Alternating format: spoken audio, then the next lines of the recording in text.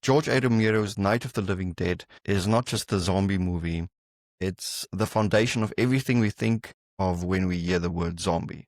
Before 1968, zombies were voodoo-inspired creatures in B-movies. Romero redefined them as flesh-hungry ghouls who rise from the grave and overwhelm society through sheer numbers. The film opens with that now classic line, "They're coming to get you, Barbara," which is actually a favorite of mine that I use a lot, and it actually used to be my cell phone notification as well. Anyway, it quickly traps a small group of survivors in a farmhouse besieged by the undead. Whether you watch the original or the Tom Savini 1990 version, featuring the legendary Tony Todd, by the way, it's an essential watch, but I like to stick to the originals. It's raw and relentless, shot in stark black and white. The film feels almost documentary-like, as if you're witnessing real events. The claustrophobic farmhouse, the bickering survivors, the sense that nowhere is safe, it all builds a tension that never lets up. The film is also revolutionary in its subtext.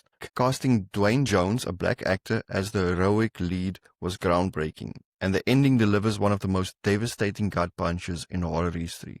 Beneath the gore and ghouls, Romero was commenting on social unrest, racism, and the collapse of order in America during the late 60s.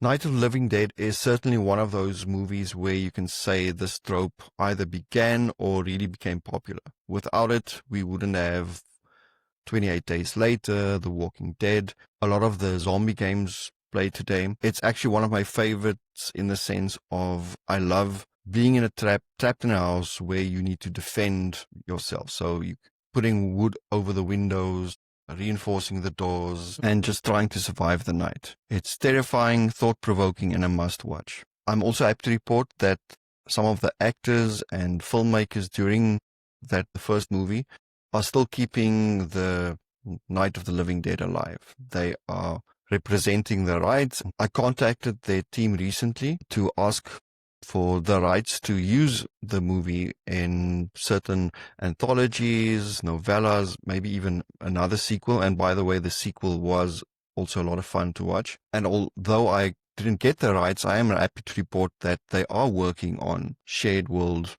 books and hopefully more movies. We'll see. And I actually got the treat of talking to some of those actors and directors and telling them that the actor who said they're coming to get you, Barbara, that I used it on my phone as a notification. So again, a lot of fun, great movie, must watch for any horror fan because this is where a lot of it began.